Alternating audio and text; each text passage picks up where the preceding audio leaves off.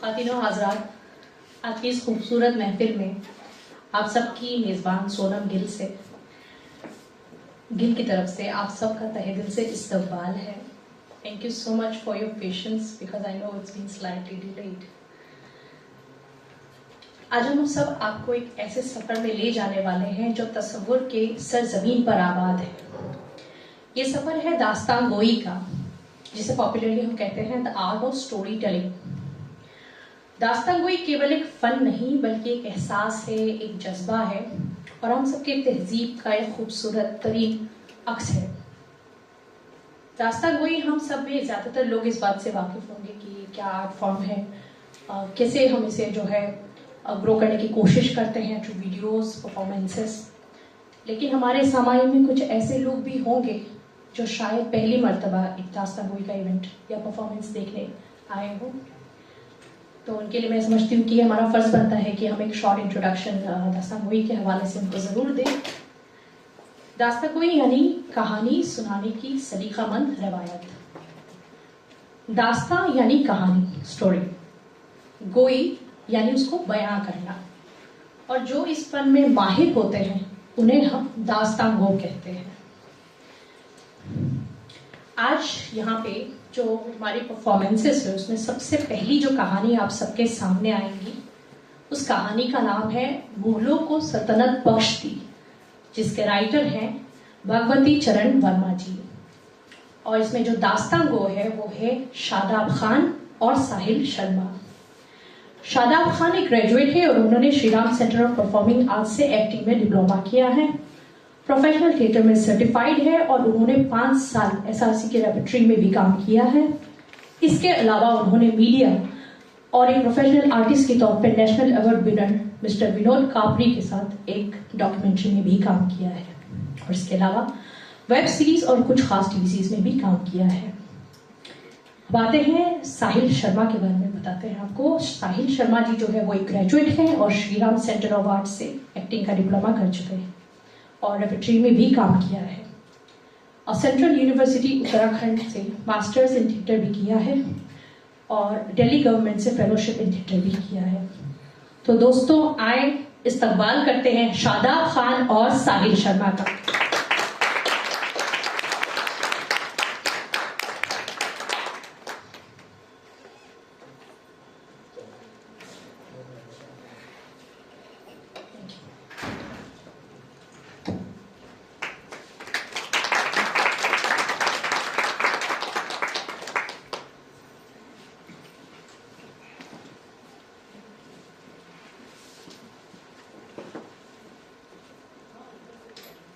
ख्वातीनो हज़रात, तो पेश है खिदमत दास्तान, आखिरी दास्तान गो। मुगल दौर के आखिरी दास्तान गो मीर बाकर अली को शायद आप नहीं जानते होंगे और ये बदनसीबी की बात है। इसका मतलब ये नहीं कि ये सिर्फ आपकी बदनसीबी है, बदनसीबी मीर साहिब की भी है। अगर आपका मीर जी से एक बार तारुफ हो जाए तो आप यकीनन समझ लीजिए कि आप इस जहान के बहुत बड़े काबिल, समझदार, पढ़े लिखे इंसान से तारुफ हो गया है। तो ये दास्तान है हमारे आखिरी दास्तानगो की, जिनको लोग मीर जी कहते हैं। मीर जी को जानने वालों में ज्यादातर लोगों का मानना है कि मीर जी पिछली जिंदगी में विक्रमादित्य के नवरत्नों में जरूर रहे होंगे और अपने किसी पुण्य कर्म की वजह से इस जन्म में उन्हें ऐसी याददाश्त मिली कि हजारों दास्तान, लाखों किस्से और अनगिनत बातें ज़बानी याद है। अगर आपका मीर जी से तारुफ हो जाए तो आप ये समझ लीजिए कि उनको शौक और प्रसन्नता पूर्वक कोई इंसान हिस्सा दे सके। मीर जी ने दुनिया देखी है। यहां यह समझ लेना ठीक होगा कि मीर जी की दुनिया मौज और मस्ती की बनी है। शराबियों के साथ बैठकर शराब पीने की बाजी लगाई है और हर दम जीते हैं। अफीम खाने के आदी नहीं, लेकिन अगर मिल जाए तो इतनी खा लेते हैं जितनी कि एक खानदान का खानदान जन्नत और जहन्नम की यात्रा कर सकते। भांग पीते हैं तब तक जब तक पेट ना भर जाए। एक बार चरस और गांजे के लोभ में साधु बनते बनते बच गए।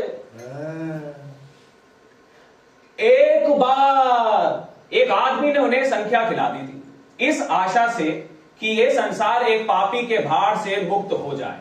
लेकिन अगले ही दिन मीर जी उसके यहां पहुंचे और कहा, यार कल का नशा नशा था, राम दुआई, अगर आज भी वो नशा करवा देते तो तुम्हें बड़ी दुआ देता। लेकिन उस दिन उस इंसान के पास संख्या मौजूद ना थी। खैर, मीर जी के दर्शन किराया चाय की दुकान पर हुआ करते हैं। जो पहुंचता है वो मीर जी को एक प्याला चाय का जरूर पिलाता है।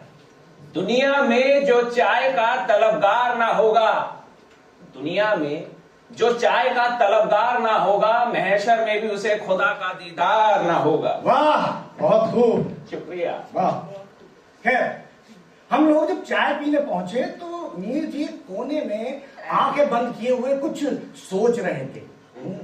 हम लोगों में बातें शुरू हो गई और हरिजन आंदोलन से घूमते फिरते बात आ पहुंची दानवराज बलि पर।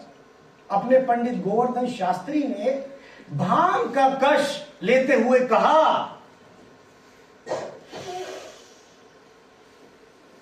अरे ये तो कलयुग है, कलयुग। ना किसी में दीन है ना ईमान। लोग कौड़ी कौड़ी पर बेईमानी करने लगे हैं। अरे अब तो लिख कर भी मुकर जाते हैं। एक युग था जब दानव अपना वचन निभाते थे। सुरों और नरों की तो बात ही छोड़ दीजिए, दानव राज ने ये पृथ्वी दान कर दी थी और पृथ्वी काय को स्वयं अपने को दान कर दिया था। क्या कहा, जरा फिर से तो कहना।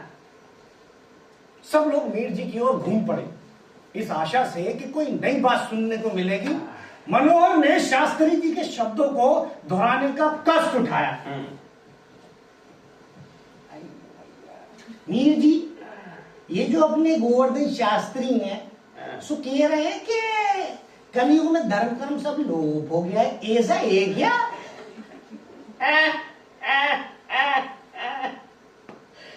तो ये पंडित गोवर्धन शास्त्री हुए कहने वाले और तुम लोग सुनने वाले, ठीक ही है।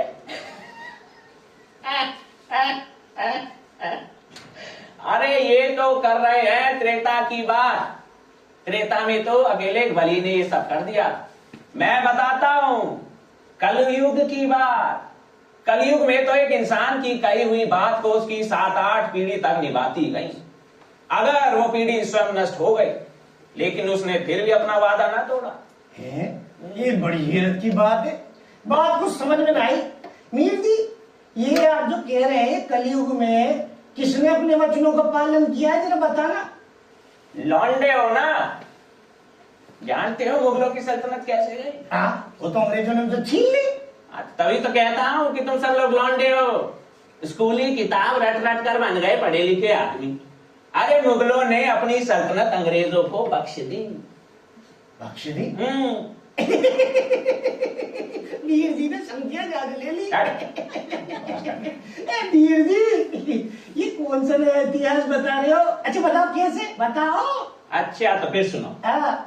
एक दफा शहंशाह शाहजहां की लड़की रोशनारा बीमार पड़ी थी। उसे एक अंग्रेज दास साहब ने ठीक किया। अब शहंशाह शाहजहां ने उस अंग्रेज को हिंदुस्तान में तिजारत करने के लिए कलकत्ते में कोठी बनाने की इजाजत दे दी। ये तो हम लोगों ने पढ़ा है। हाँ, ये तुम लोगों ने पढ़ा है। लेकिन दरअसल बात ये है कि शहजादी रोशनारा, वही शहजादी रोशनारा एक दफा जल गई, लेकिन अधिक नहीं जली, हाथ में थोड़ा सा जल गई। अब बड़े बड़े हकीम और वैद्य बुलाए गए, इलाज किया गया, लेकिन उसको कोई अच्छा ना कर सका, ना कर सका। अब भला शहजादी को अच्छा कौन कर सकता था? वो तो शहजादी थी। लोग लगाते थे लेप, और लेप लगाने से होती थी जलन, और शहजादी उस लेप को तुरंत धुलवा दिया करती। भला शहजादी को रोकने वाला कौन था? अब बादशाह सलामत को उसकी फिक्र हुई, लेकिन शहजादी अच्छी हो तो कैसे? उन्हीं दिनों एक अंग्रेज घूमता घामता दिल्ली आया, पूरी दुनिया देखे हुए, घाट घाट का पानी पिए हुए, पूरा चलाक और मक्का। उसे शहजादी की बीमारी के बारे में खबर लग गई। नौकरों को घूस दे देकर उसने पूरा हाल दरियाफ्त कर लिया। उसे मालूम पड़ गया कि शहजादी दवा की जलन के मारे दवा को धुलवा डाला करती है। सीधा पहुंचा शहंशाह शाहजहां के पास, कहा कि दास साहब हूं। उसने शहजादी की बीमारी का इलाज अपने हाथ में ले लिया। अब उसने शहजादी के हाथ में एक ऐसी दवा लगाई, अब दवा से जलन होना तो दूर, उल्टा ठंडक पहुंची। अब शहजादी भला इस दवा को क्यों ढुलवाती, हाथ अच्छा हो गया। अब जानते हो वो दवा क्या थी? ये हम क्या जाने दवा क्या थी? हाँ, तो तभी तो कहता हूं कि पढ़ लिख कर भी तुम्हें जरा भी तमीज ना आई। अरे वो दवा थी वैसलीन। हाँ, वही वैसलीन जिसका आज घर घर में प्रचार है। वीर जी जो है ना, सटिया गए। वीर जी वैसलीन दवा कहाँ हो? तो मैं कहाँ कह रहा हूं कि वैसलीन दवा होती है। अरे उसने हाथ में लगा दी वैसलीन, उसका नाम हो गया, वो बन बैठा दास साहब। और क्या। अब शहंशाह शाहजहां बड़े प्रसन्न हुए। उन्होंने कहा, मांगो। हुजूर, मैं इस दवा को हिंदुस्तान में राइज करना चाहता हूँ हुजूर। मुझे बस हिंदुस्तान में दवा की तिजारत करने की इजाजत दे दें हुजूर। अब शहंशाह शाहजहां ने जब सुना कि ये अंग्रेज हिंदुस्तान में तिजारत करना चाहता है तो बड़े खुश हुए। उन्होंने कहा, मंजूर, और कुछ मांगो। तो जानते हो उस चालाक दास साहब ने उनसे क्या मांगा? उसने कहा, हुजूर, मैं एक तंबू उठाना चाहता हूँ जिसके नीचे दवा के पीपे इकट्ठे किए जावेंगे। बस जापना ये फरमा दे कि तंबू के नीचे जितनी जमीन आवेगी वो जापना ने अंग्रेजों को बख्श दी। अब शहंशाह शाहजहां थे सीधे साधे आदमी। उन्हें लगा भला इस तंबू में कितनी जमीन आवेगी। उन्होंने कह दिया, मंजूर। तो जनाब हमारे शहंशाह शाहजहां थे बेचारे सीधे साधे आदमी, छल कपट उन्हें आता ना था। वो अंग्रेज था दुनिया दिखे हुए, घाट घाट का पानी पिए हुए, पूरा चलाक और मक्का। वो पहुंचा विलायत, वहां उसने बनवाया एक रबड़ का बहुत बड़ा तंबू और जहाज पर लदवा कर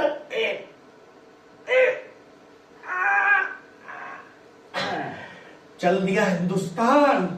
वो तंबू कितना भारी था, कितना ऊंचा था, इसका अंदाजा आप नहीं लगा सकते हुजूर। उस तंबू का रंग नीला था। तो जनाब वो तंबू लगा कलकत्ते में और विलायत से पीपे दर पीपे लद लद कर आने लगे। अब उन पीपों में वैसलीन की जगह भरा था, पूछो क्या, जवान, एक एक बंदूक मय तलवार के। उन पीपों को तंबू के नीचे रखवा दिया गया। अब जैसे जैसे पीपे जमीन घेरने लगे वैसे वैसे तंबू को खींच खींच के आगे कर दिया गया। अब तंबू रबड़ का था ना, जितना खींचा खिंच गया। तो जनाब वो तंबू खिंचते खिंचते खिंचते पहुंचा पलासी। आप लोगों ने पढ़ा होगा कि पलासी का युद्ध हुआ। अरे सब झूठ है, असल में बादशाह का हरकारा दौड़ा था दिल्ली। तो बस ये कह दिया गया कि हरकारा पहुंच चुका। उसी समय दिल्ली में बादशाह सलामत की तीसरी या चौथी पीढ़ी सल्तनत कर रही थी। हरकारा जब दिल्ली पहुंचा तो बादशाह सलामत की सवारी निकल रही थी। हरकारा घबराया हुआ था, वो इन चालाकियों से वाकिफ था। उसने मौका देखा ना महल, वहीं सड़क पर खड़े होकर उसने जोर से चिल्लाकर कहा, जापना गजब हो गया। ये पंचायत फिरंगी अपना तंबू पलाची तक खींच लाए हैं। चौकी पलाची से कलकत्ते की जमीन तंबू के नीचे आ गई है हुजूर। जब इन्हें मना किया तो इन बज़ात फिरंगियों ने शाही फरमान दिखा दिया हुजूर। अब बादशाह सलामत की सवारी रुक गई। उन्हें बुरा लगा। उन्होंने कहा, मैं हरकारे मैं कर भी क्या सकता हूं। हमारे बुजुर्ग इन अंग्रेजों को उतनी जमीन बख्श गए जितनी इस तंबू के नीचे आ सके, लेकिन मैं कर ही क्या सकता हूं। बेचारा हरकारा ये कहकर अपना सा मुंह लेकर वापस आ गया। अब इधर हरकारा लौटा और इन अंग्रेजों का तंबू बढ़ता ही रहा। अभी तक तो आते थे तंबू में आदमी, अब आने लगा तरह तरह का सामान। अंग्रेजों ने हिंदुस्तान का व्यापार अपने हाथ में ले लिया। अब इधर तंबू बढ़ता ही रहा, पहुंच गया बक्सर। अब इधर तंबू बढ़ा और उधर लोगों में घबराहट मच गई। अब तुम लोगों ने ये सुना है किताबों में कि बक्सर में लड़ाई हुई। अरे सब गलत है भाई। अब तंबू जब पहुंच ही गया बक्सर तो फिर हरकारा दौड़ा। अब जरा आप बादशाह सलामत की बात सुनिए। वो दीवाने खास में तशरीफ रख रहे थे। उनके सामने सैकड़ों नहीं बल्कि हजारों मुसाहिब बैठे थे। बादशाह सलामत ले और हुक्का गुड़गुड़ा रहे थे और कुछ मुसाहिब जो थे वो वाह वाह चिल्ला रहे थे। जैसे हरकारा वहां पर पहुंचा तो ये सब कुछ बंद हो गया। बादशाह सलामत ने उससे अर्ज की मैं हरकारे, क्या हुआ, इतने घबराए हुए क्यों हो? बोलो। तंबू बक्सर पहुंच चुका है हुजूर और दिल्ली की तरफ बहुत तेजी से आ रहा है। ताज्जुब की बात है। हरकारा कहता है कि अंग्रेज अपना तंबू कलकत्ते से बक्सर तक खींच लाएं। ये कैसे मुमकिन है? जापना मुमकिन है। ये बजात फिरंगी सब कुछ कर सकते हैं। इन्होंने जिन्नात मुवक्किल सब पाल रखे हैं हुजूर। ये सब कुछ कर सकते हैं। मैं हरकारे, तुम ही बतलाओ ये तंबू किस तरह बढ़ाया? हुजूर तंबू रबड़ का है ना, खींच के बड़ा कर रहे हैं हुजूर। ये अंग्रेज भी बड़े चालाक हैं, बड़ी अकल के पुतले हैं। भाई किसी चौबदार को भेजो जो इन अंग्रेज के सरदार को बुला लावे, हम उसे इनाम देंगे। इनाम? वल्लाह वल्लाह, जापना एक दरिया दिल है। उस फिरंगी सरदार को इनाम जरूर देना चाहिए।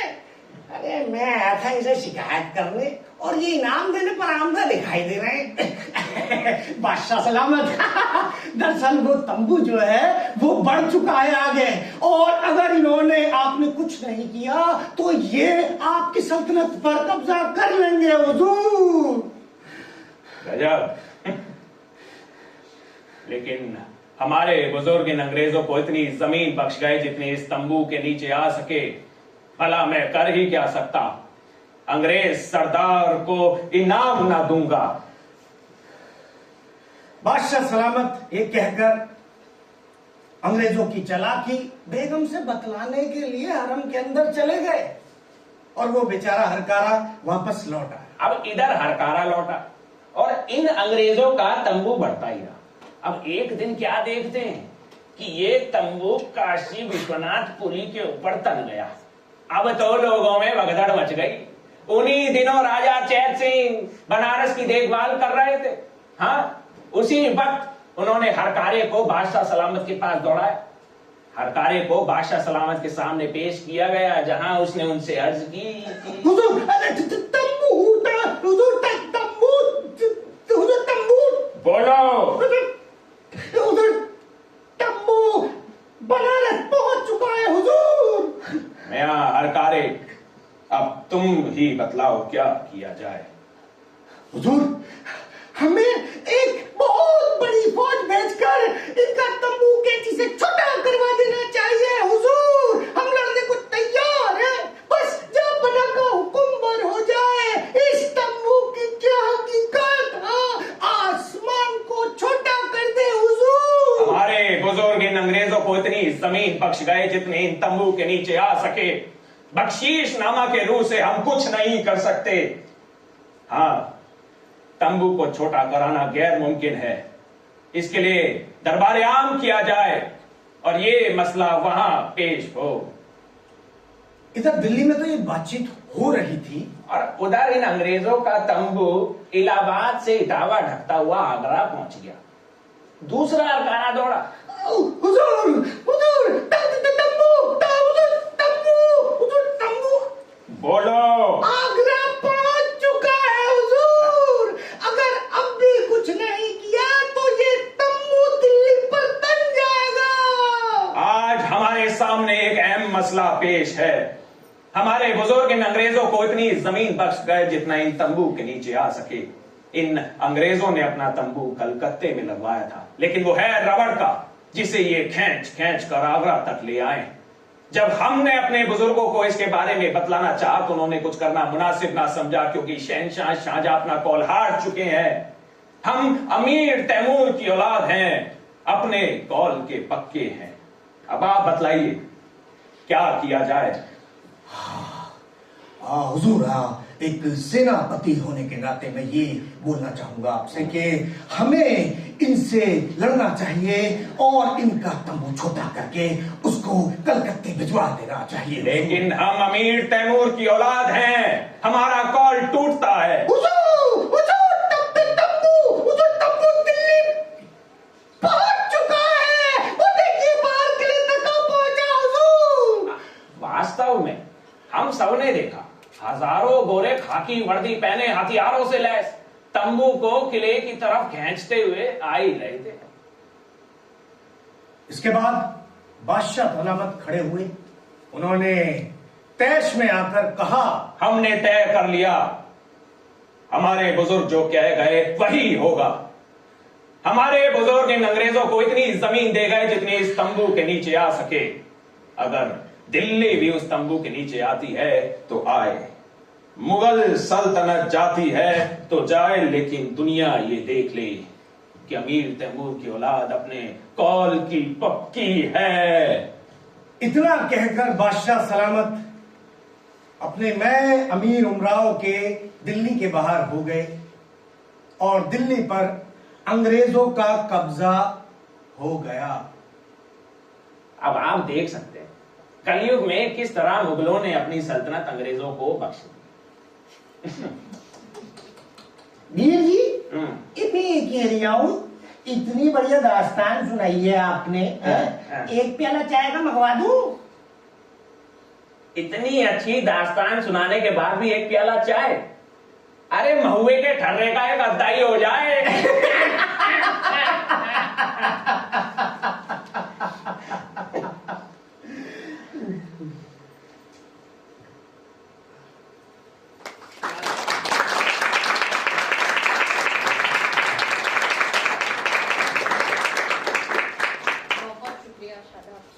बहुत बहुत शुक्रिया शादाब और